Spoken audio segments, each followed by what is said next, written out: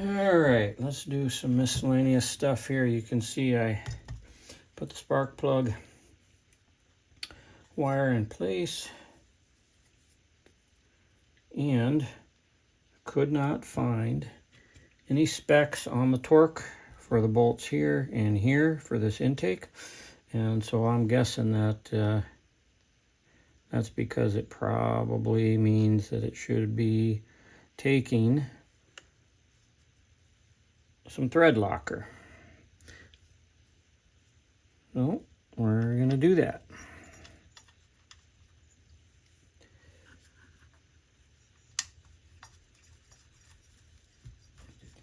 All right, there's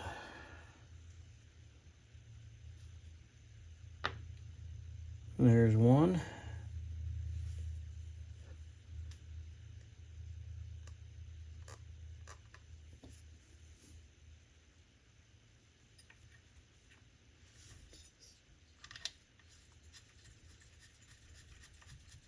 There's two. So this is going into the magnesium case, so I can get it fairly tight, but it's gonna tighten. I don't want to overdo it with that nylon or plastic housing. So once I get it nice and hand snug, that's where the thread locker will take over. Okay, so that's in place now.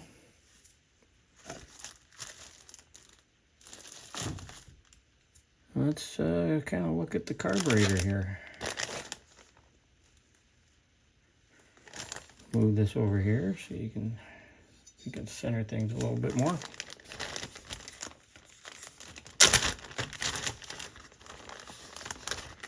All right, so here's the carb. Of course, I blew it off and cleaned it. I have not rebuilt anything.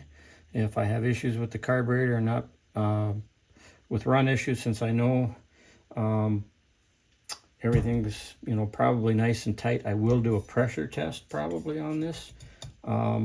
If things don't run right, I'll do a pressure test, and if that passes, in the event that I have some run issues, then I'll go ahead and crack this carburetor open and do a rebuild kit. But it is holding pressure. I already tested that. So it was lightly used, and most recently has some engineered fuel run through it. So I'm hopeful, but I mean, we are talking about a carburetor that's 30 plus years old, really. Okay. So what you want to do is get the boot on this first. There are no washers, right? So it's just going to tighten down against the boot here and against the box, or the air box assembly. All right, and probably don't need some Loctite, but I don't know that actually is going to hurt anything. So I'm going to put just a little bit on those threads.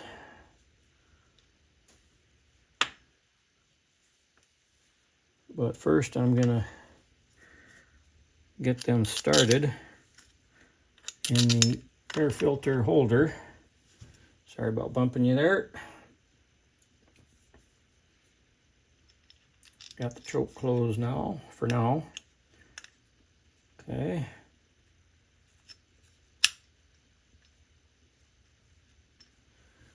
Now I can put just a little bit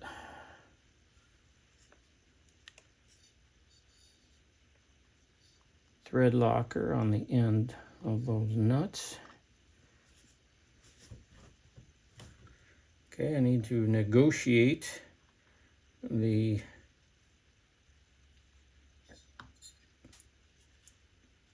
throttle. Be careful not to get any of the thread locker inside here. It's a little bit of a job, actually. I might push those bolts through, back through, just to make sure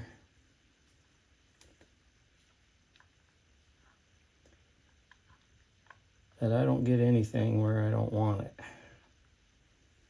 Okay, so it's getting in place here. Now the air box itself is kind of getting in the way. All right, now we're just about there. Okay.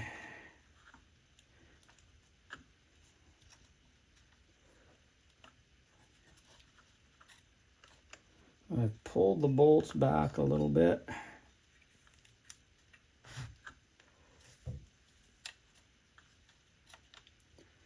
Okay, now we're going to try and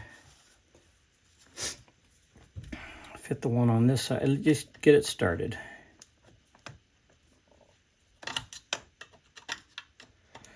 And you're going to be at a little bit of an angle, and but you have no choice but to kind of do this, because the way this is designed, you really can't fit the carburetor with the cylinder at the same time. And as you may recall, I've got to get a ball end for that because of the angle. Be back at you. So it's really quite hard to find a torque wrench attachment for your torque wrench that is going to work well in a scenario like this.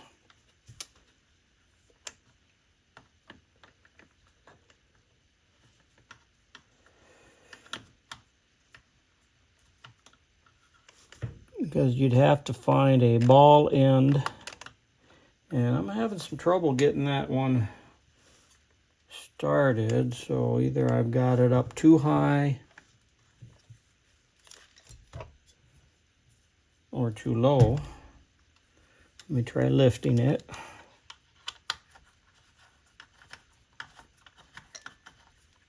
Okay, it's going now. So it was down a little too low.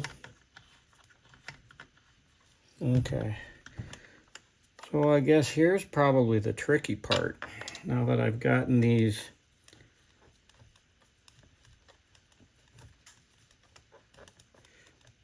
snug by hand,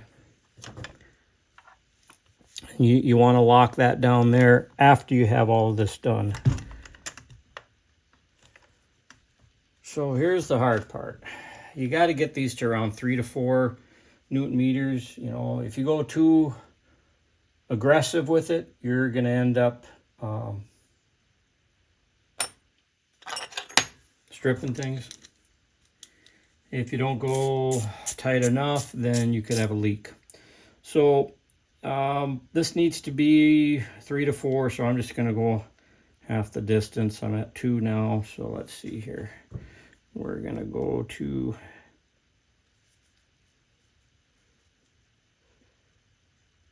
3, and then I'm going to pop it to 3.5. Okay, so on this side, I'm trying to feel how much tension this is before it breaks. And I'm going to use that as a general sense to know when to stop torquing the other side. That's not all that hard.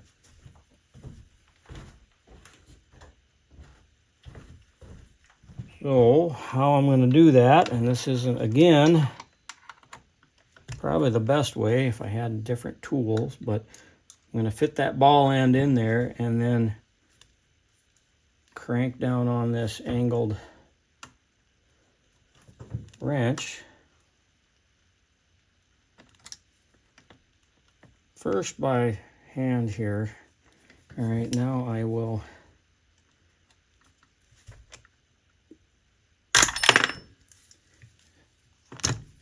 I'm going to kind of hope that's close enough. I just, again, don't want to overdo it. So now once you have the carburetor all locked in, grab the washer for the air box.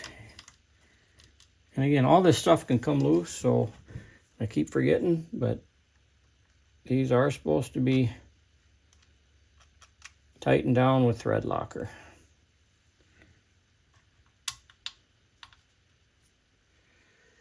Of course, There I go, forgetting my washer again.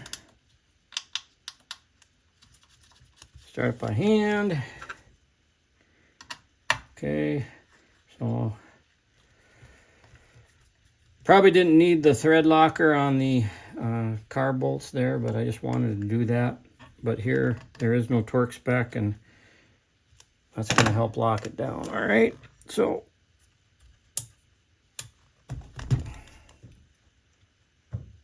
we have the carburetor assembled. Next stage is to start installing the throttle linkages. So the little logo for the choke is up on top, and you know that because it's got to fit in there like that anyway. So start at a 90-degree angle, just slip that past there, and then you got to get this angle in past this angle like so. Okay, now you just got to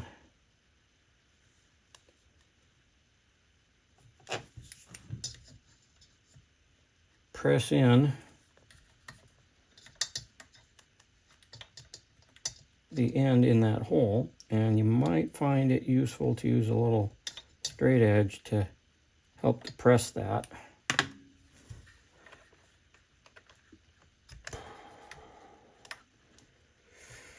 You got to be careful with this, because next thing you know, you got a broken part. You don't want that, do you? So, and then get in a pair of needle nose.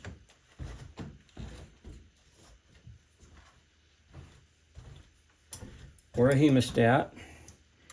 And I'm just gonna try and compress this here till I can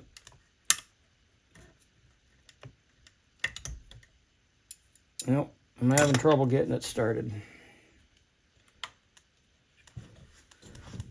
It's a bit of a tricky thing.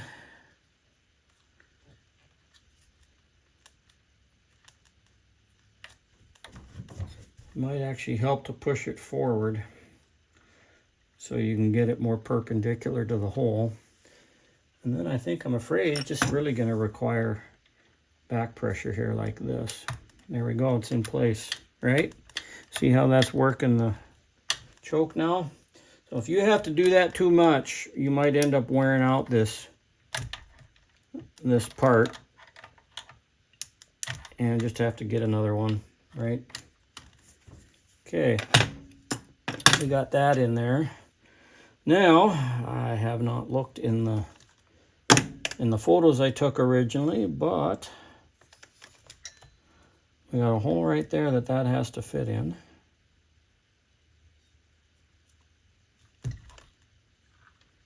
Yep, so see that little hook here has got to fit into the hole of the throttle like that.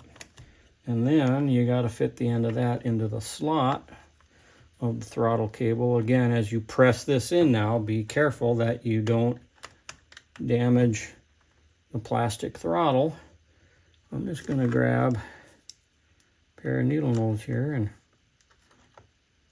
just to get it initially started. Once I get it started, I should be able to just press it home by hand here.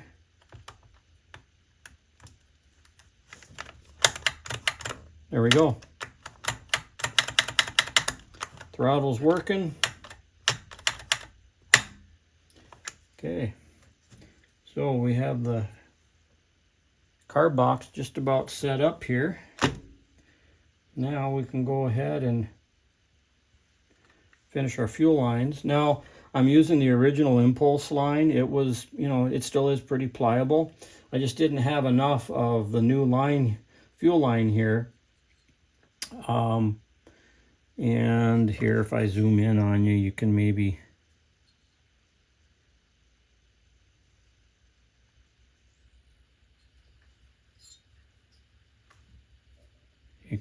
see the numbers on the fuel line. Of course, they're upside down.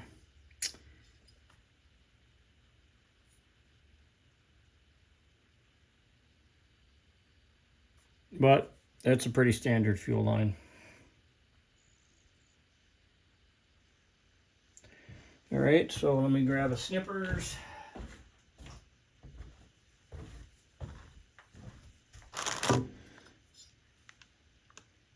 And we'll get the impulse line out of the way.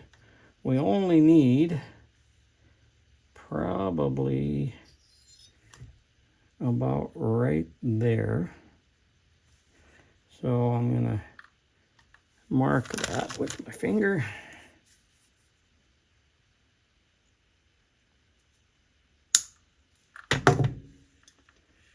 Snip that and press it onto the carburetor. There we go, like so. And since this is the original impulse hose, it's already at the right length. We can send that home like so. It's going to fit in a little notch on the shroud like that and be out of the way. All right. So another thing I'm really interested in here is to find out if the updated air filter, which fits on a lot of Huskies, like the 268, I think the 266, 262, maybe not the 262. Yeah, the 268 had some updates as well. Maybe the original ones had this type, but it's also used on the 281, 282. If we look at the original filter for this, it's pretty flat on top, right? Look at the updated part. It kind of ramps up a little bit more, and it is taller. So that made me a little bit worried. Makes me worried that I'm not going to be able to fit the shroud on the saw, because the shroud is a little different than the Husqvarna's. So the front part of the engine housing or shroud, let's get that in place here. First I need to get rid of the cut portion of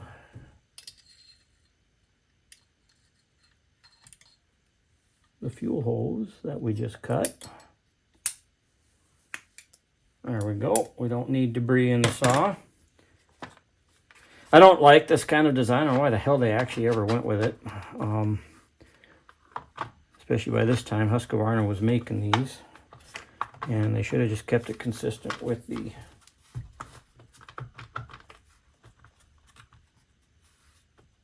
.268.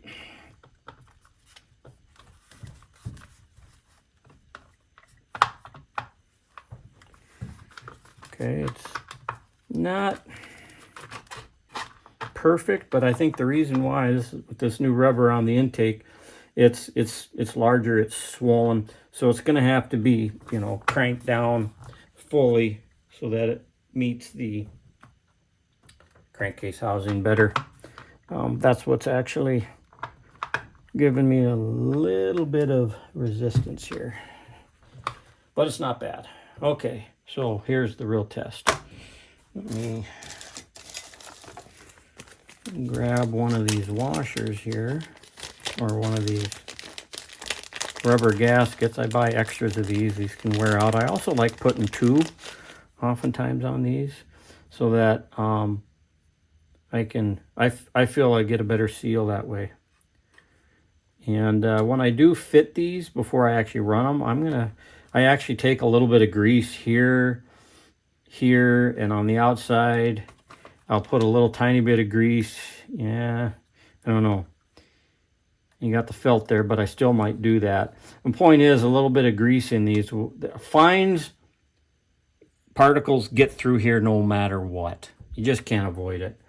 And so, especially with this design, and you'll be doing this, cleaning it from time to time, and ideally you want to completely avoid that, right? So one way to minimize it is to get good sealing on this and use some grease, very thin coating, and that's going to trap a lot of those fine particles.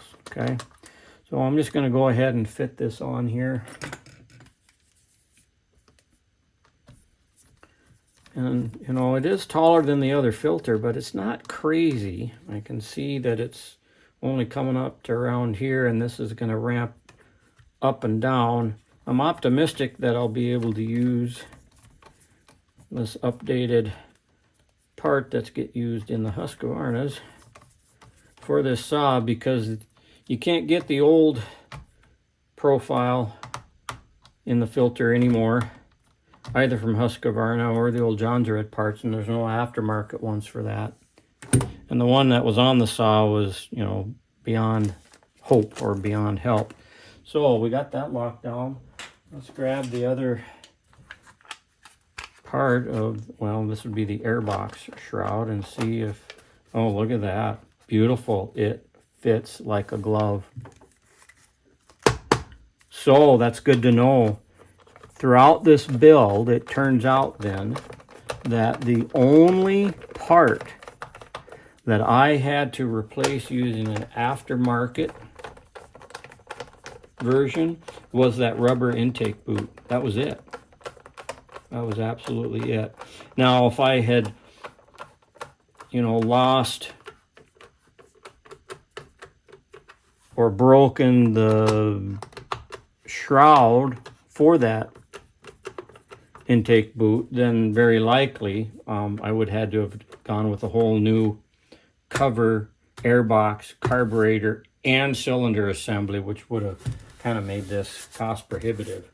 So I guess, wow, that's pretty decent. We have got a very good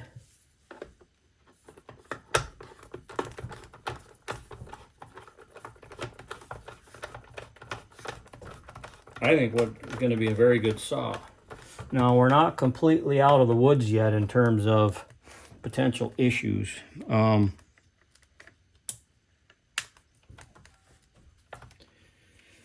that's because of the clutch size here, because we're using some new updated parts, and just not completely certain at this point that they're going to fit right.